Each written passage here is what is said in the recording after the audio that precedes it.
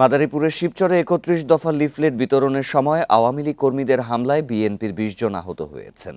সোমবার রাত ৮টার দিকে উপজেলার চরশ্যামাইল এলাকায় এই ঘটনা ঘটে। পুলিশ ও আহতরা জানান, সন্ধ্যায় বিএনপি নেতা সাজ্জাদ হোসেন লাভলুর সমর্থকরা ৩১ দফা লিফলেট বিলি করতে বের হন। চরশ্যামাইলে পৌঁছালে শিবচর ইউনিয়ন পরিষদের চেয়ারম্যান বাবুল ফকিরের ছেলে সুমন ফকিরের সাথে কথা কাটাকাটি হয় তাদের। এক পর্যায়ে লিফলেট বিতরণকারীদের ওপর হামলা চালান স্থানীয় আওয়ামী লীগের নেতাকর্মীরা। এতে আহত হন অন্তত ২০ জন। ভাঙচুর করা হয় ৫টি মোটরসাইকেল। পরে আহতদের উদ্ধার করে শিবচর উপজেলা স্বাস্থ্য কমপ্লেক্সে ভর্তি করা হয়েছে। খবর পেয়ে পুলিশ ঘটনাস্থলে গিয়ে পরিস্থিতি নিয়ন্ত্রণে আনে। লিফলেটটা দেওয়া হইতেছিল, সে বলছে যে না, আমি লিফলেট নিব না, আমি তো আওয়ামী লীগ করি, আমি লিফলেট নেবো কেন? এই কথাটা নিয়ে মূলত ঝামেলাটা শুরু। মোটরসাইকেল ভাঙচুর হয়েছে শুনেছি, আর আহত আছে, আহতদেরকে হাসপাতালে নেওয়া হয়েছে।